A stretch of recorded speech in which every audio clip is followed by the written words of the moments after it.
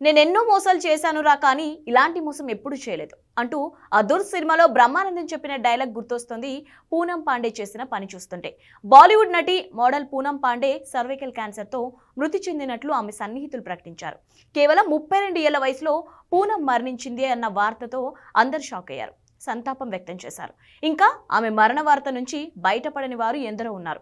ఇలాంటి సమయంలో తాను బతికే ఉన్నాను అంటూ ఇంకా బిగ్ షాక్ ఇచ్చింది పూనం.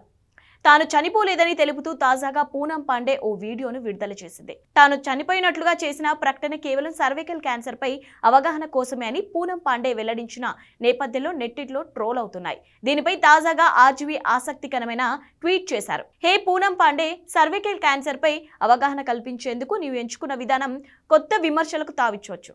అందులో సదుద్దేశం ఉంది, దాన్ని ఎవరు కాదనలేరు. దీని ద్వారా నువ్వు ప్రజల ప్రేమను పొందొచ్చు, పొందకపోవచ్చు, కానీ అంతటా గర్భాశయ క్యాన్సర్ పైన చర్చ జరుగుతుందనే దానికి కారణం నువ్వే.